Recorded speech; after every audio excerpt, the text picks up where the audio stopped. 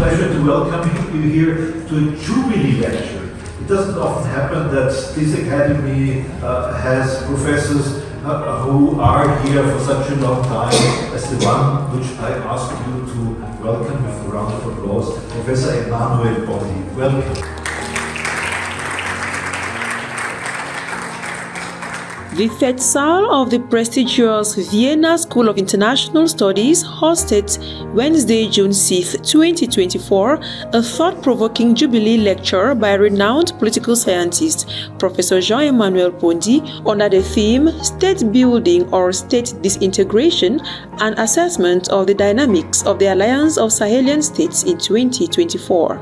The special lecture, which marked the professor's 20th year at the institution, attracted diplomats, scholars, and students keen to understand the complexities of statehood and regional cooperation in the Sahel. We can start by asking the question, why that choice of topic today? And the answer might be the place of the state in the domain of international relations. As we all know, the state is not the only actor, but it's a primordial actor in international relations. It is a state that can reconfigure the system. It is a state alone that has one characteristic, which is sovereignty. And I think because of that, it's important to have a solid state, to have a state which is reliable, which has a state which can, in fact, give the service for which it is expected to give. It is a mutual defense pact, as I said, created between these three countries. What makes these particular military people a bit out of the ordinary? Because contrary to many in Africa, I'm not saying all, but I'm saying many, they have a very good knowledge of the history. It's clear when they talk and it's clear when they explain things. The second thing is that they have an understanding of the complexity of the present context as far as Africa is concerned. So the situation today is Africa is at a crossroads, clearly, and why and how this is going to be negotiated is extremely delicate. We will have to ask a question. What does African history tell us about the past of the West African economic power? And the reason why that question comes here is to know that that place, which is called West Africa today, corresponds exactly to the ancient empires of Africa. Where we just saw the red, that's where the empires of Africa were. And it's important when you want to deal with the present and also with the future, to know what the past was. That's why I think it's good to have an idea. The 2 hours discussion emphasized the necessity for a new mindset in an era marked by complex interdependencies, arguing that traditional approaches to international relations and state building are inadequate to address the current challenges faced by Sahelian countries. Professor Pondi asserted that a different mindset is necessary in this era of complex interdependency, while urging policymakers to rethink strategies to foster stability and development. They don't have anything. One doesn't eat law and regulation. What they're asking for is really to have a standard of living which is acceptable. And we are prepared to do that. We have taken over in order to bring what the population wants. So there too, you have a system that is a consequence of its history. The question which we ask now concerning Africa is, what is the African system of value, the African system of philosophy that informs the political state, shape of the state? The truth is that we need systems in Africa that are more anchored and more open to the way things are done there. Similarly, the adoption of equitable international trade policies, the change of paradigm towards international aid, and a greater level of transformation of African raw materials within the continent will not only create jobs, but equally foster technological know-how and reduce immigration by providing local employment opportunities, all geared towards the attainment of a self-reliant and economically independent continent. Out of the 10 fastest growing economies, 6 were located in Africa. And the fastest growing economy, which surpassed China, is Ethiopia, with a 12% growth rate. But yet, when we talk about Ethiopia, many people still remember the 1974-1975 episodes. Okay? So, things are changing. And it's important, therefore, when dealing with the African audience, to incorporate these changes. In 2024, the mindset should really change because we are in a complex interdependency. What you need is what we want, but what we have is also what we want.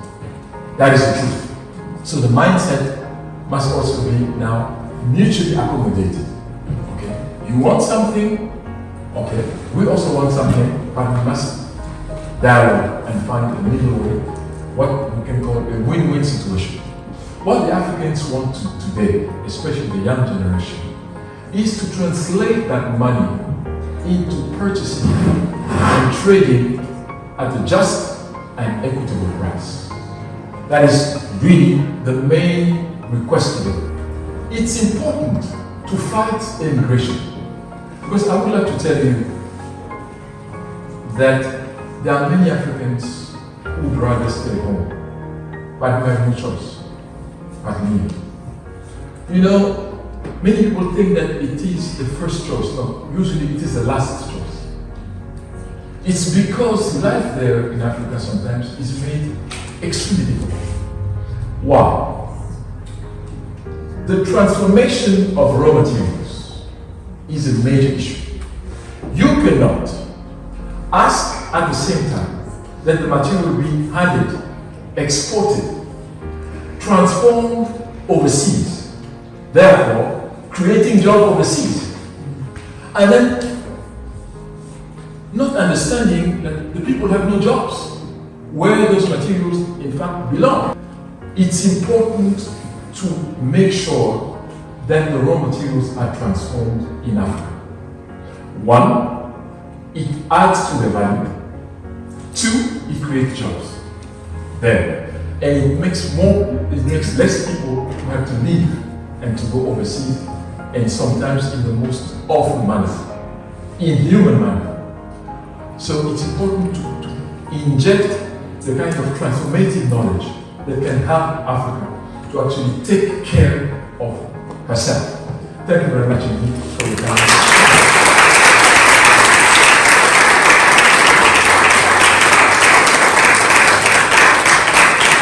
Embracing the Ubuntu philosophy, Professor Pondi underscored the significance of spreading the message of love and solidarity by promoting the values of interconnectedness and mutual support, which are prerequisites of stronger and more cohesive African societies. I'm really proud of what I've heard now, because most of the time when we come to see a lecture, we have the tendency to see people speaking to please other people, not trying to give the real picture of the reality in Africa.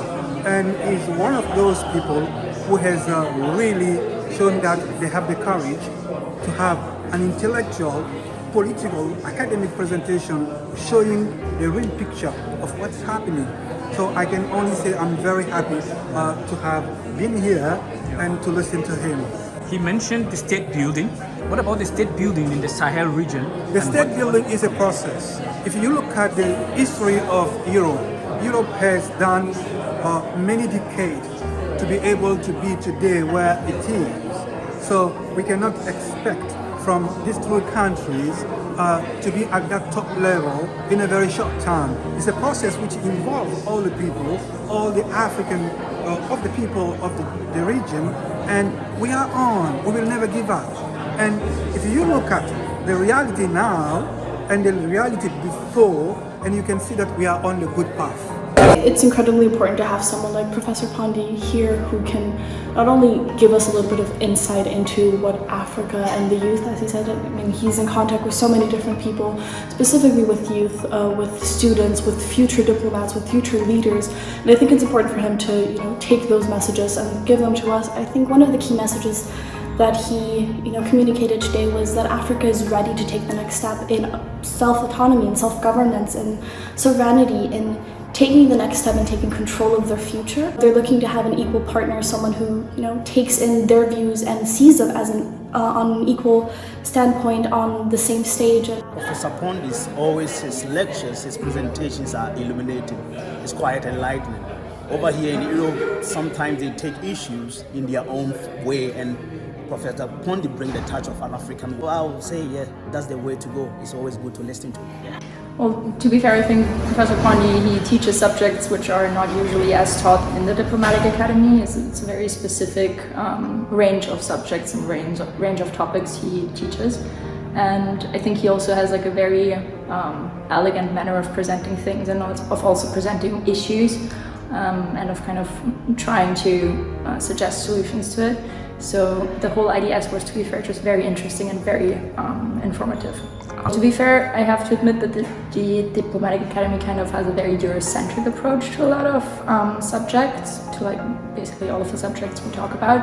So I think just coming from a totally different perspective is just a very interesting way of like adjusting to different problems and problem sets.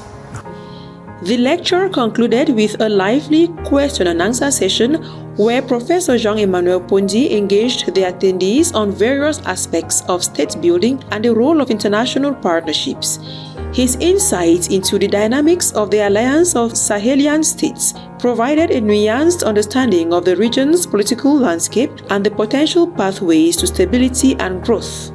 As Africa navigates the complex terrain of consolidation of statehood and development, Professor Jean-Emmanuel Pondi's perspectives offer a compelling vision for a more equitable and self-sustaining future between Africa and its partners.